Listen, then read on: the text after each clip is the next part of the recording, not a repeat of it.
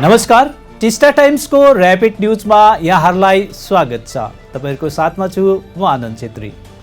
प्रस्तुत छ अहिलेसम्मका प्रमुख समाचारहरू। फाँसीदेवाका आदिवासी महिलामाथि कुटपिट गर्ने आरोपीहरूलाई पुलिसले पक्राउन गरेको आरोप लगाउँदै भाजपा तथा अन्य विभिन्न संगठनहरूले बिहिबार जनजाति सुरक्षा मञ्चको आह्वानमा चलायो सिलगढीमा उत्तर कन्या अभियान। यस क्रममा प्रदर्शनकारीहरूले ब्यारिकेड तोड्ने प्रयास गरेपछि तीनबत्ती मोड क्षेत्र बन्यो तनावपूर्ण। सिक्किमको पाक्योङ जिल्ला स्थित रम्फू खेल मैदानमा आज सम्पन्न अखिल सिक्किम खस क्षेत्री बाहुन कल्याण संघको 31औं स्थापना दिवस कार्यक्रममा विशेष अतिथिको रूपमा सहभागी भए दार्जिलिङका सांसद राजु विष्ट। यस कार्यक्रममा राज्यका मुख्यमन्त्री पीएस गोले पनि प्रमुख रूपमा थिए उपस्थित। आज बिहानै खरसाङ महकुमा अन्तर्गत पर्ने दुधे बजारमा भीषण आग लागि। उक्त आगलागीमा विजय राई र भक्ति थामीको गरेर दुईवटा दोकान सरसामान सहित पूर्ण रूपमा जलेर खरानी। आगो कसरी लाग्यो भन्ने बारे ठोस जानकारी नभए तापनि जाँचमा जुट्यो पुलिस प्रशासन। अर्कोतिर दुधे बजारमा आज बिहानै भीषण आगलागी भएर दुईवटा घर जलेर भस्म भएको खबर सुन्ने बित्तिकै जिटिए पनि थापा घटनास्थलमा पुगेर निरीक्षण गर्नका साथै पीडित परिवारका सदस्यहरूसित भेट गरेर सक्दो सहयोग गर्ने दिए आश्वासन। यस अवधि फायर ब्रिगेडको पनि उठ्यो माग।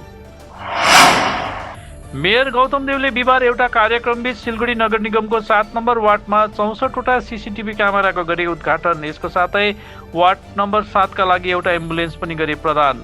कार्यक्रममा डिप्टी मेयर रञ्जन सरकार, वार्ड काउन्सिलर पिन्टु घोष तथा मेयर परिषदका सदस्यहरू थिए उपस्थित।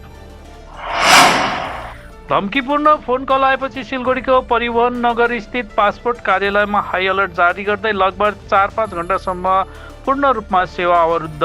मतिगढा पुलिस, डग स्क्वाड, आईबी तथा सीआईडी बम स्क्वाडको टोली घटनास्थलमा पुगेर धेरै घण्टासम्म तलासी गरेपछि कुनै विस्फोटक पदार्थ फेला नपरेपछि अन्ततः कामकाज फेरि पुनः सुरु। तग्दा टिस्टाभेली समष्टि अन्तर्गत गेल भन्ज्याङमा आज भारतीय गोर्खा प्रजातान्त्रिक मोर्चाका महासचिव तथा दार्जिलिङ विधानसभाबाट पार्टीका उम्मेद्वार अमर लामाले गेल भन्ज्याङबाट नामलिङ पुगतर्फ जाने सडक मर्मती कार्य गरी विधिवत शिलान्यास। यस अवसरमा क्षेत्रीय सभासद डेन्डु पाखरिङ लगायत पार्टी कार्यकर्ताहरू थिए उपस्थित। सिलगढी प्रधाननगर थाना पुलिसले सादा पोसाकमा नाका जाँचको क्रममा देशी पिस्तोल र जिउँदो कारतुस सहित 21 वर्षीय रोहित दासलाई पक्राउ गरेपछि आज तिनलाई अदालतमा गरियो पेश। आरोपी समरनगरका बासिन्दा हुन्। जिटिए अन्तर्गत श्रम विभागद्वारा अम्बोटिएर नामरिङ पुबुङ चियाबारीमा निर्माण गरिएको नयाँ स्वास्थ्य केन्द्रहरू अब केही दिनभित्र नै सञ्चालनमा आउने भएको डेपुटी चेयरम्यान राजेश चौहानले दिए जानकारी। यसको साथै सबै चिया बगानहरूमा विविध सुविधाहरू उपलब्ध गराउने तिनले गरे दावी। सिलगढी जिल्ला अस्पताल अघि बिहिबार दिउँसो एउटा निजी स्कुलको बसले अचानक नियन्त्रण गुमाई पठाउँदा सडक छेउमा रहेको एउटा खानेकुराको दोकान, पार्किङमा राखिएकै मोटरसाइकलहरू र एउटा टोटोलाई दियो जोरदार ठक्कर। त्यही समय त्यहाँ उभिरहेकी एकजना महिला बसको ठक्करबाट भइन् घाइते।